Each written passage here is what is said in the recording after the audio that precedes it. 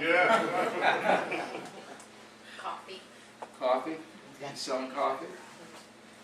Cool. Business funding. Business funding, And similarly, fund development through grant writing. grant writing, fund development.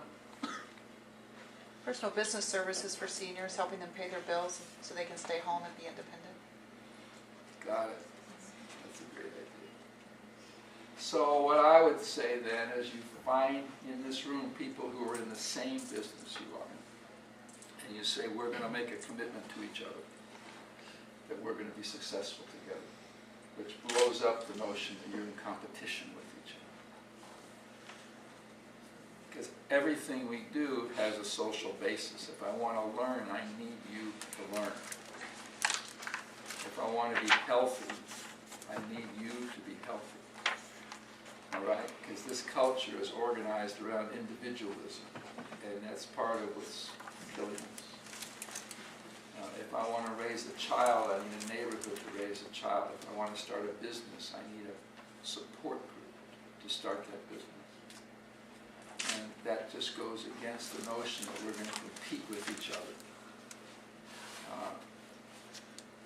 And you see it in neighborhoods where they all have the same kind of businesses. That's where people want to go. Restaurants all next to each other, that's where people want to go.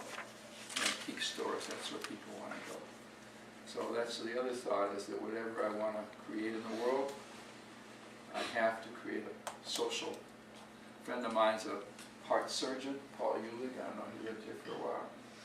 So he opens up people's hearts, bypasses them, which I think is interesting. You move the heart, bypass. And then he sews them back up again. And he doesn't want repeat customers. All right? He doesn't want it. He doesn't want you back. He wants you to change your life so that you don't come back. And he's done this for years, and he says, if I operate on somebody, we give them a support group for 6 months. And then they're on their own. If they don't find and recreate another support group for themselves, they're coming back. And he says the chances are almost zero that if they don't join another group, they won't be able to create in the world what they came to create. And so I just take that to be true. And the ones that are most likely not to come back run a group. So I would say that if you really get the most out of this, you have a space today to initiate with each other, and maybe this is part of your structure. A group of 3 or 4 people that says we're in a common business. We're not going to compete with each other. We're going to commit to each other's success and get together from time to time and figure out what we have to gain from each other. And I just know that that's powerful. And so that's the other thought. I know that anything you're doing in the community, your work with clients, all right, no matter what you're consulting, is really helping them build their own network and social structure around them. So you might say, no matter what your business, you're here to help your clients create social fabric in what they're trying to do in the world. And if a lot of you are into financial, into funding, all that kind of thing, it's not about the money. The money is just a vehicle. It's about the quality of connectedness people have with each other. And it's true about a neighborhood. If you look at this city and its woundedness, you've never noticed. In this area, this is all corporatized, living out here. And but if you go into the cities, you know that it's the lack of social fabric that's hurting this city. This is an amazing city. It's got everything it needs, except self-esteem. And so in some ways, it's the narrative that Cincinnati has about itself is its vulnerability. And part of what Peg and all the words around here is that when you start a business, in some ways you're starting a new narrative about who you are. Most of us think we're a product of our past, which is the silliest thought in the world. Because if that's true, then my future becomes predictable. They have a great quote that I love. It says, in Russia, even the past is unpredictable.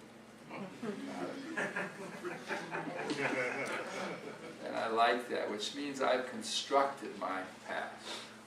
So I know that if you're starting a business, you're in the process of reconstructing a future distinct from the past. So the idea that you can be explained by your parents, or where you grew up, or where your family's from, or how well off or poorly off you were, none of those explain who you are. What explains who you are is your intention. It's the commitments that you are. You fill out that postcard, all right? You're trying to make explicit the commitment that you are at this stage of your life. And so, same with the city. As you say, well, the task of this city is to create an alternative narrative, to create a narrative of what's possible in this community, what its gifts are in this community. So another thing about community is, you say, at this point, you choose to be gift-minded. If you're consulting with people, I would deeply lose interest in what they don't know how to do. That's where they'll start with you. They'll say, oh, come in, help me raise money, help me manufacture something, help me get better, and here are my needs. Here are my weaknesses, can you help shore me up? And I would lose interest in that very quickly, because focusing on weaknesses just makes them more powerful. And it's true about you and true about me. So I'm in my 70s, so I've been working on myself for 50 years. And I was working on the same shit now that I was 50 years ago. It's exhausting and unproductive. And I know it because in my life of serial relationships, okay, I believe in long-term committed relationships, several of them.